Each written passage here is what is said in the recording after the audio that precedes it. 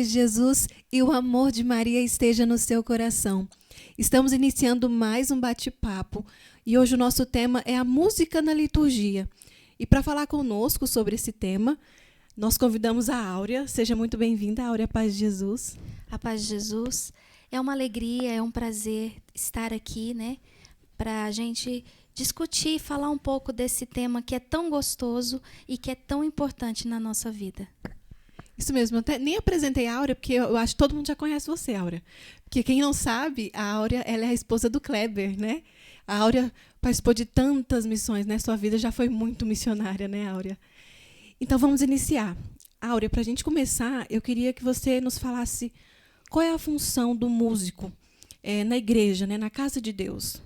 E para começar, então, eu gostaria que você acompanhasse comigo essa leitura que está no segundo livro de Crônicas, no capítulo 5, nos versículos 13 e 14, para que a gente possa ter uma dimensão do que é o nosso ministério a serviço de Deus.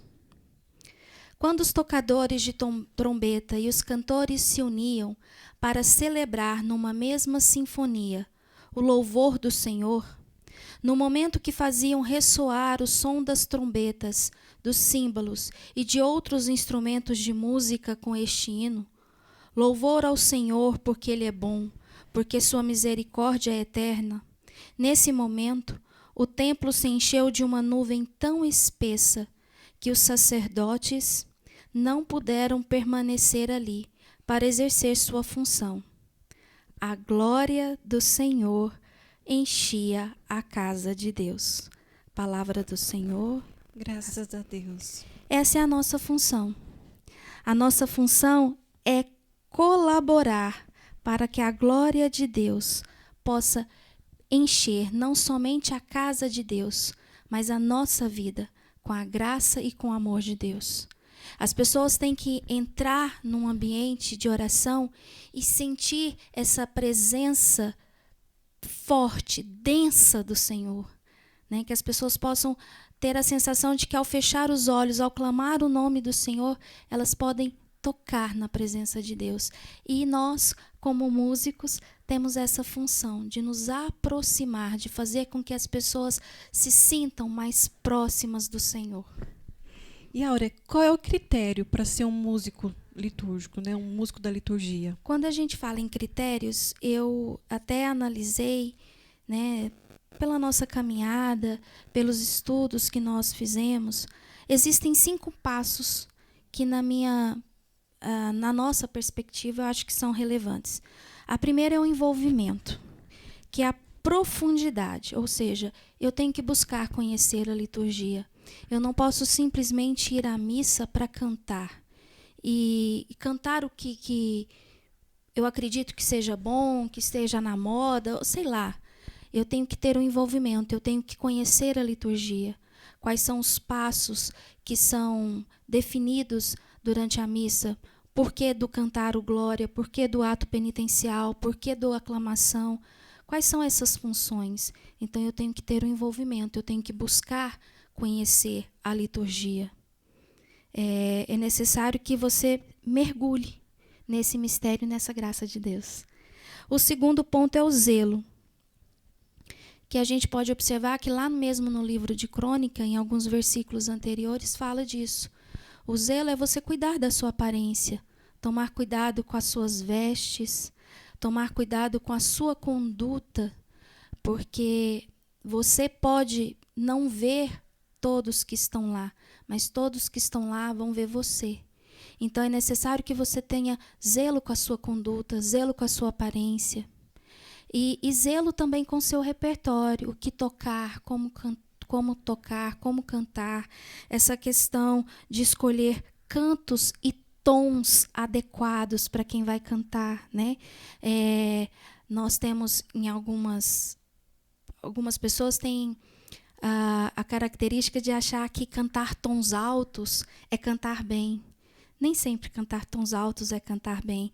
Então, escolher cantos adequados, ter aquela preocupação de que não é você que vai cantar. Você vai ser o condutor, quem vai cantar é o povo.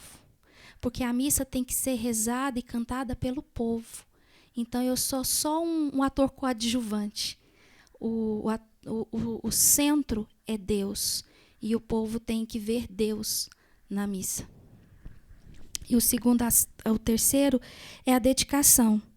Então, você tem que entender que você tem que desempenhar bem o seu papel na hora da celebração, mas você está ali como uma espécie de auxílio, como eu disse aqui na questão do zelo, né? Você está ali só para complementar, porque a ação central é a de Deus. Então você tem que ter a dedicação, se empenhar, buscar conhecer profundamente e agir conforme o que você conhece e a forma certa de se adaptar à realidade da sua comunidade. No Salmo 68 diz assim: o zelo pela tua casa me consome. Então, se deixar consumir pelo zelo, pela dedicação, pelo amor a cantar e a tocar na liturgia. E o quarto ponto seria a obediência. Eu acho que esse é um ponto que tem um peso maior. É mais custoso, né? Eu acho que é um pilar.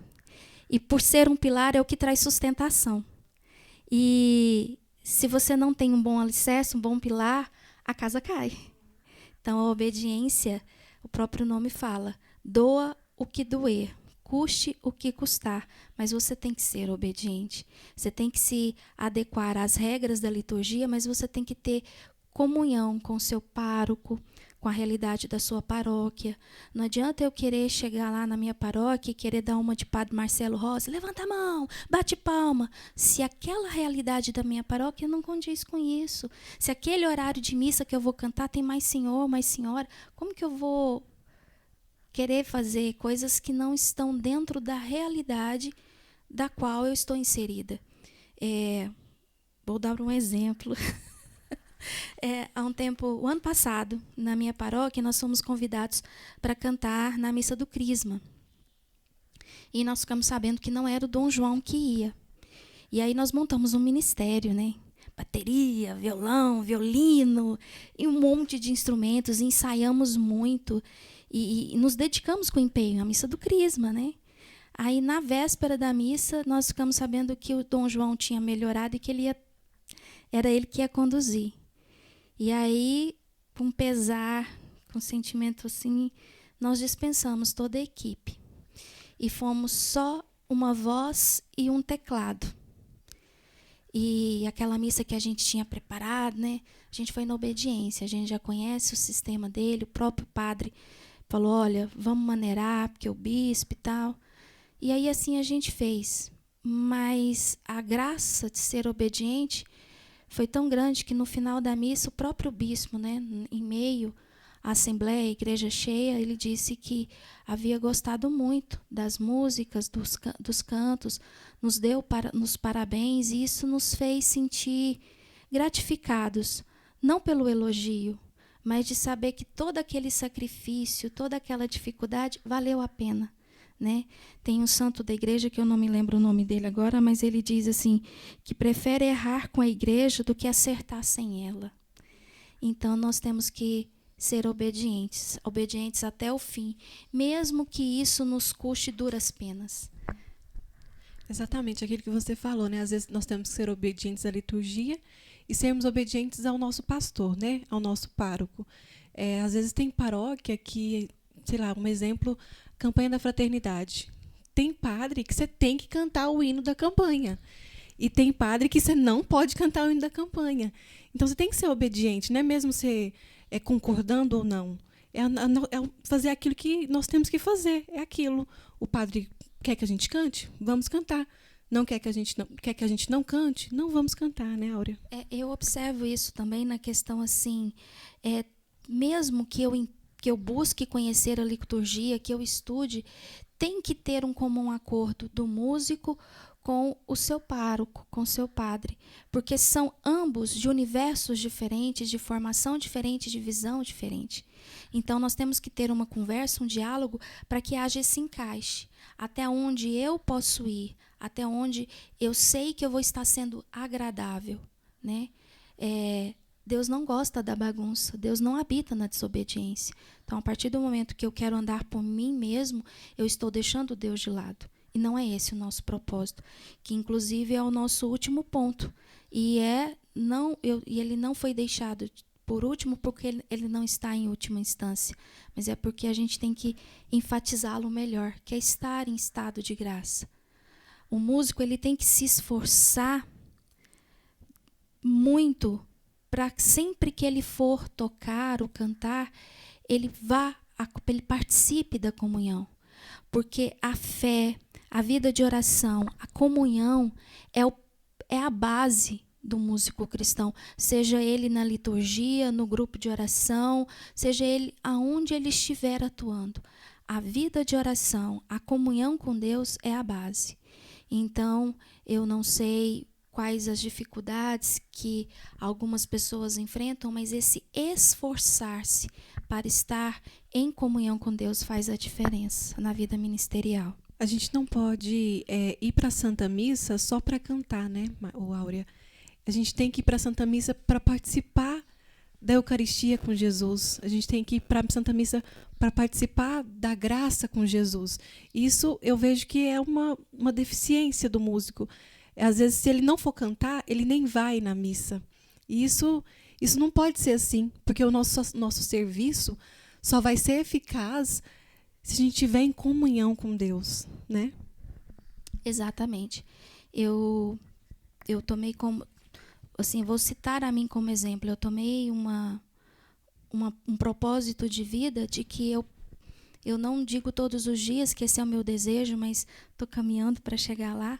Mas eu tenho me esforçado muito para ir à missa durante a semana, nos dias que eu tenho missa na minha paróquia, que é terça e quinta. Então, geralmente, a não ser em casos assim muito que estão fora da minha competência, mas eu tenho me esforçado muito para participar da missa semanalmente, porque eu vejo isso como um alicerce para nós, nos alimentar da palavra de Deus, né? A nossa oração diária, mas a missa é uma oração, é a mais completa, então me fortalecer, né? Da missa, da Eucaristia.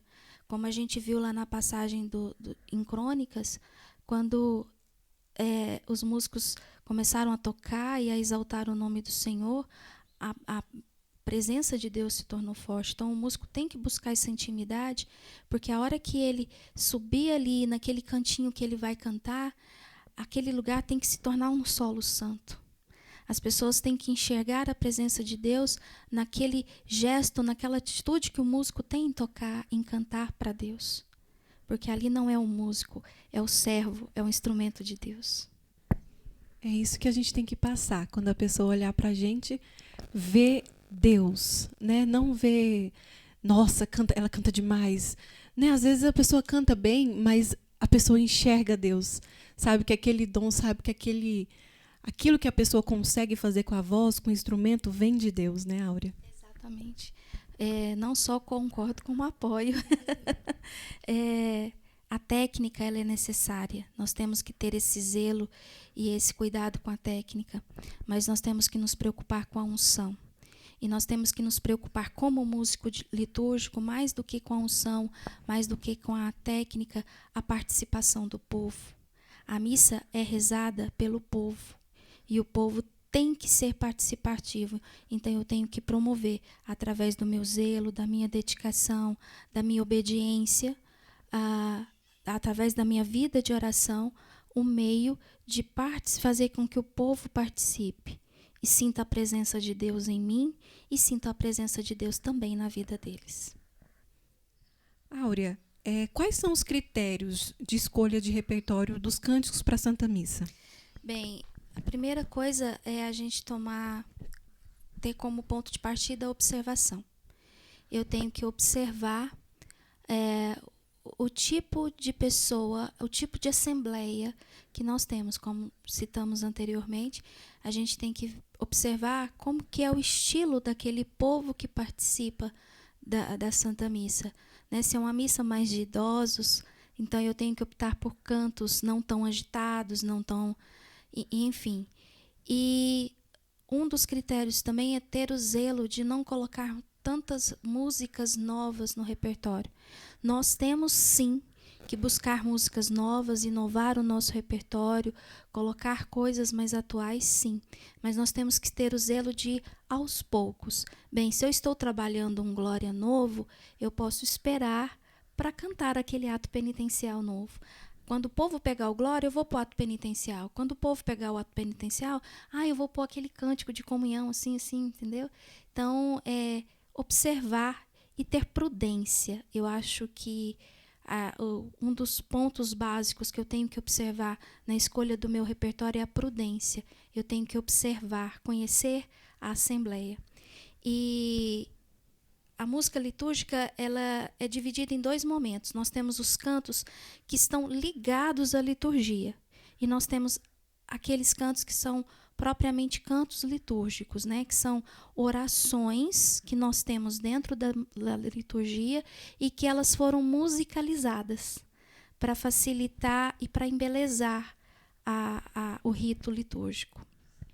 E Áurea, você comentou agora, né, sobre essas músicas, esses cantos litúrgicos, né, que são partes fixas da Santa Missa, que eles devem ser cantados exatamente iguais, né?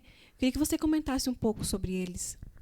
Então, mais uma vez, Leandra, eu torno a frisar a questão da gente buscar conhecer, buscar estudar a liturgia para que a gente entenda que é um assunto que, ao mesmo tempo que é complexo, ele nos edifica, ele nos faz crescer. Então, por exemplo, quando nós escolhemos o canto de entrada, o canto de ofertório, o canto de comunhão, o canto de saída, eles não são cantos fixos, eles são cantos ligados à liturgia. Então eu tenho que ter o zelo e o cuidado de observar o tempo litúrgico que nós estamos vivendo. Então agora nós vamos entrar no período do advento, então nós temos que tomar aquele zelo de preparar músicas que falam da espera, da vinda do Senhor, né? E nas partes fixas, como você havia perguntado, nós temos que tomar o cuidado com alguns pontos. Por exemplo, é muito comum em algumas celebrações, em algumas missas, o padre pedir para a gente cantar o sinal da cruz, né? O famoso em nome do Pai. Toca o nome do Pai aí, né? Que geralmente o músico fala um para o outro na hora da missa. Então, nós devemos respeitar a natureza trinitária de Deus. Então, quando nós vamos cantar, deve ser cantado assim, em nome do Pai, do Filho e do Espírito Santo, né? E não cantar em nome do Pai, em nome do Filho e em nome do Espírito Santo. Nós sabemos que Deus é um e ao mesmo tempo é 3, mas nós temos que respeitar essa natureza da unidade trinitária, né? E a própria diocese já disponibilizou para nós alguns cantos relacionados ao sinal da cruz que são litúrgicos, né? Em nome do Pai, do Filho e do Espírito Santo. Amém. Esse é um canto simples, pequeno, mas que tem a natureza trinitária respeitada. Porque às vezes a gente pensa que se a música existe, a gente pode cantar, mas nós temos que ter o discernimento de saber se ela cabe na liturgia ou não. E nem é só na liturgia, né? No nosso dia a dia mesmo, que às vezes ela não dá para ser cantada nem no início do grupo de oração, porque não respeita a trinitariedade, né? O que Deus é trino, não respeita isso, né? Ele é uno, mas ao mesmo tempo ele é trino e eu tenho que respeitar essa natureza. Então eu não posso ter essa quebra, essa ruptura, né? E o glória? O glória, ele é um hino de louvor, ele não é um canto de louvor. Um canto de louvor é um canto de exaltação, mas que você pode cantar no seu dia a dia, enquanto você faz lá os seus afazeres, você pode cantar no grupo de oração, mas o hino de louvor, a própria palavra fala que ele é um hino doxológico. O que é isso? Ele é um cântico de exaltação, de glorificação máxima a Deus. Então ele tem uma fórmula pronta. e deve ser cantado nos domingos e nos dias de festa. Então, por isso que eu tenho que seguir aquela fórmula. Às vezes a gente pega um glória da comunidade Shalom, um glória de Eliana, ou até esses glórias mais tradicionais, mas você vai ver que aquela métrica, que aquela estrutura, ela é a mesma, ela não muda, porque é um hino pronto de exaltação máxima a Deus. Eles só mudam a melodia, né? Isso. Depois nós vamos para o salmo. O salmo responsorial, quer dizer, é um salmo de resposta. É a resposta em oração daquilo que nós ouvimos da palavra de Deus na primeira leitura. Então, se é uma resposta, eu não devo cantá-lo sozinho. Eu tenho que me organizar para que o povo cante. Então, o salmista, o solista, ele tem que se organizar com melodias harmoniosas, melodias bonitas, mas que seja uma melodia que o povo consiga acompanhar. Porque se o povo não canta o salmo, o povo não está dando a resposta da palavra, e o povo precisa dar a resposta da palavra de Deus. Por isso que eu tenho que me organizar nesse aspecto. E o salmo, ele pode ser cantado a capela. Ele não precisa seguir, às vezes, nós temos realidades diferentes em nossas comunidades. Nós temos muitas comunidades que têm precariedade no que se refere a músico, a ter tocadores, né?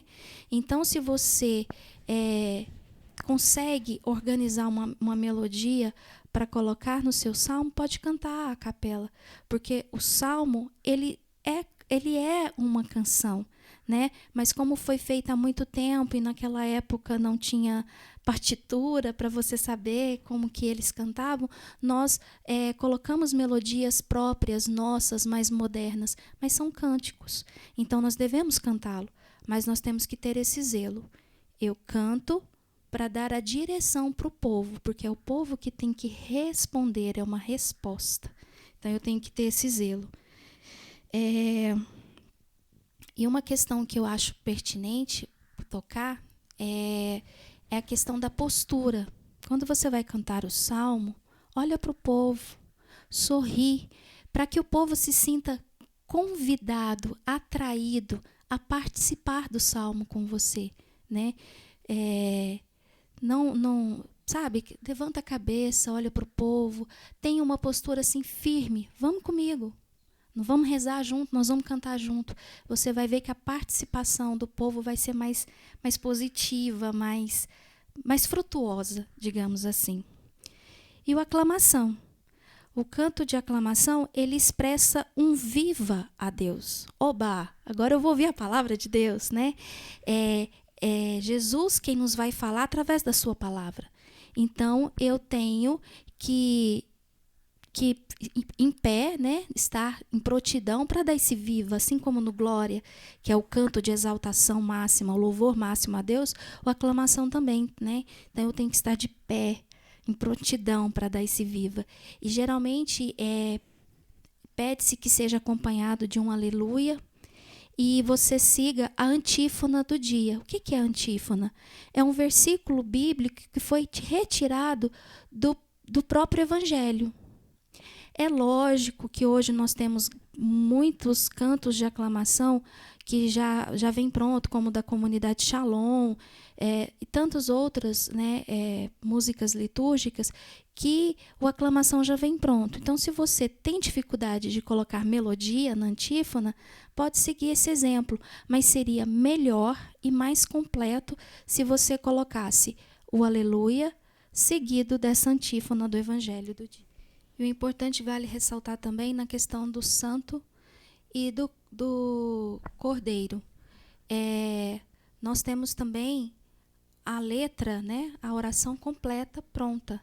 Então, tomar o zelo e o cuidado de não escolher santos que não são litúrgicos, né? Nós temos que olhar aquela métrica pronta e escolher um santo que seja adequado. Agora, quanto à questão dele ser ritmado ou não, é uma questão assim bastante polêmica. Alguns padres, alguns sacerdotes, alguns estudiosos da liturgia defendem a teoria de que o santo tem que ser uma melodia mais calma, mais tranquila, E outros não, diz que é um momento de festa, porque ali nós vamos ter um momento máximo de Deus na nossa vida, da Santa Missa. Proclama hosana nas alturas, Isso, né? Exato. Então, vale você ver nessa questão dentro do canto litúrgico, escolher uma melodia litúrgica e, novamente, converse com seu pároco, converse com seu padre. Isso é importante, sempre estar alinhado ao seu pároco. Exatamente. E, Áurea, existe outros momentos em que o músico litúrgico pode cantar, não só na Santa Missa, né? Eu queria que você falasse um pouco sobre isso. Sim. Nós, cantores, tocadores, músicos, né, litúrgicos, nós temos que estar preparados para diversos eventos que exigem um certo conhecimento. Por exemplo, um batismo, né, tem toda uma metodologia, todo um rito a ser seguido, e nós podemos contribuir com o nosso dom. Casamento, né? Por exemplo, é missa, mas é uma missa que é a missa da esperança, que é a missa de corpo presente. Também tem todo um rito, toda uma metodologia própria. Então, nós temos que buscar conhecer, buscar estudar, né?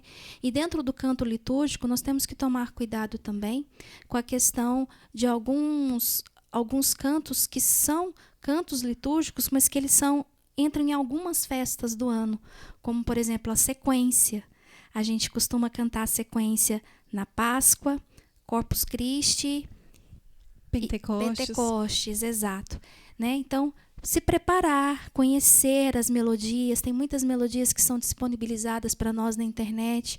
Se você é um músico criativo, se você tem essa facilidade de construir melodias, olhar a letra da sequência, construir uma melodia, mas sempre tomando esse cuidado de quem você ali é só um condutor. A missa tem que ser cantada e rezada pelo povo.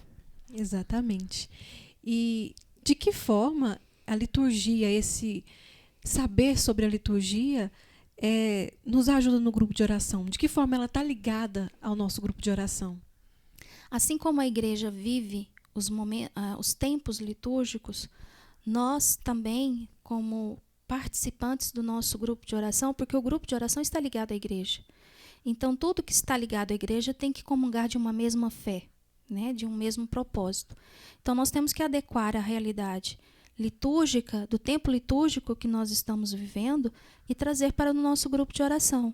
Por exemplo, quando nós estamos na quaresma, nós temos que tomar determinados cuidados de levar esse tempo quaresmal com a mesma alegria, com o mesmo fervor, com o mesmo entusiasmo do grupo de oração, mas fazer com que as pessoas também entrem nesse momento quaresmal da penitência, da oração, da dedicação que a quaresma exige de nós. Né? E assim todos os outros tempos litúrgicos, adequar a realidade para que o povo viva isso não só na Santa Missa, mas em todos os seus momentos da vida cristã.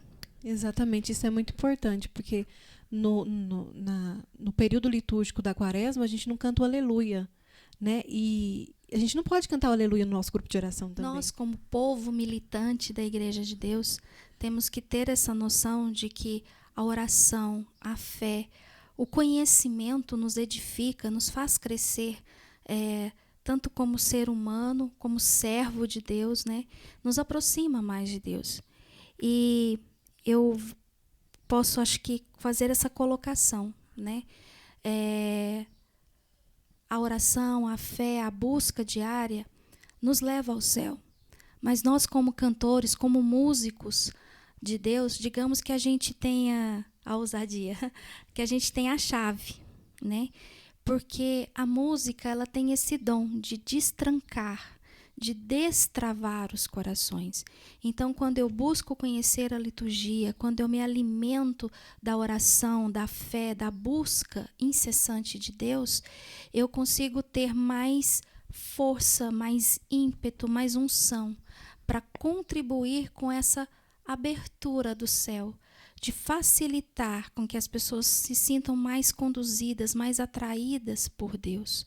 Então, por isso que é importante a gente buscar esse conhecimento. É uma pena, porque a gente tem teria tantas coisas para falar, né? O estudo litúrgico ele é tão amplo, tão rico, mas eu espero que tenha servido como uma espécie de empurrão para que as pessoas sintam a necessidade de buscar, de conhecer mais sobre a liturgia.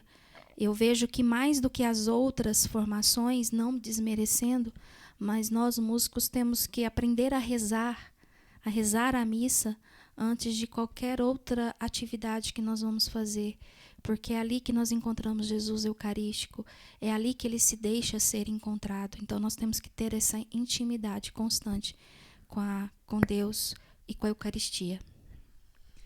Nós encerramos esse bate-papo. Quero te agradecer, Áurea, que Deus te abençoe a sua casa, o seu ministério.